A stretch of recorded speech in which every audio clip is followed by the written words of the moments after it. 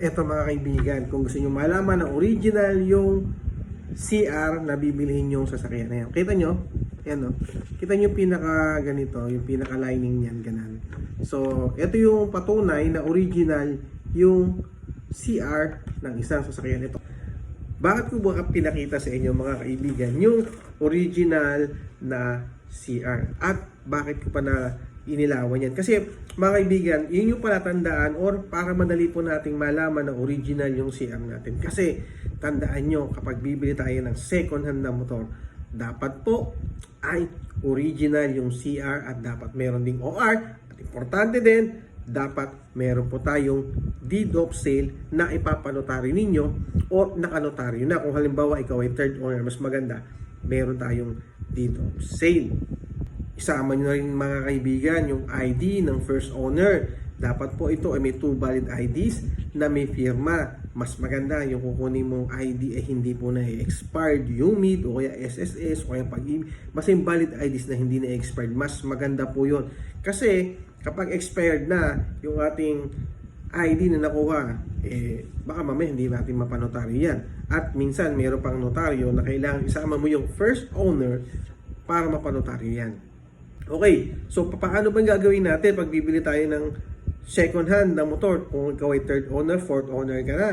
So kung second owner ka mga kaibigan, dapat may dala ka ng deed of sale. Mas maganda yan kasi minsan baka mamaya yung nagtitinda or sabihin natin yung first owner wala siyang deed of sale. Mas maganda meron ka ng dala at dapat ipapanotaryo mo yan para sigurado tayo na legit yan. Kasi lagi nyo tatandaan ang open deed of sale, hindi po yan valid na dokumento just in case magpapalipat kayo ng pangalan or halimbawa naman kukuha kayo ng plaka, kung walang plaka pa yung motor mo, baka hindi po tanggapin ng open deed of sale. And lagi nyo rin tatandaan na kapag nakanotaryo yung deed of sale mo is maaari mo siyang ipalipat sa pangalan mo. Mas madali po yun magpalipat ng pangalan kung nakanotaryo ang iyong deed of sale. Okay? Hindi po pinapanotaryo or hindi napapanotaryo at hindi po napapalipat sa pangalan natin ang open deed of sale. Lagi nyo tatandaan niya, kaya napaka-importante yan.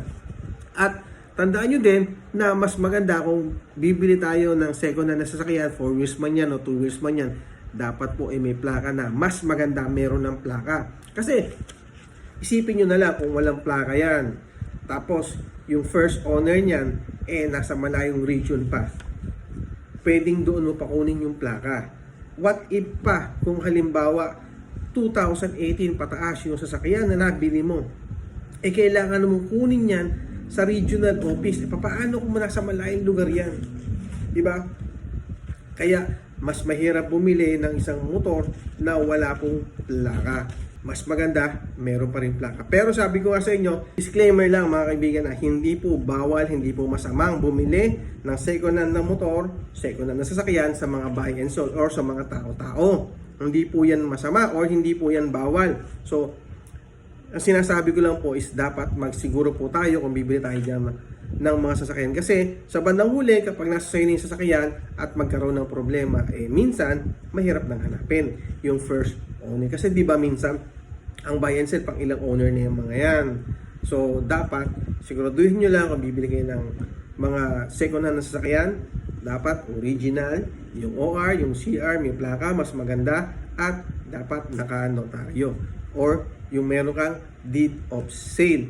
Kung halimbawa second owner ka, third owner ka, kung ilang notaryo yun, okay lang din naman yun, mas maganda yun. Kasi katunayan, yung isang motor, legit na napapunta sa kabila at napapunta sa sayo.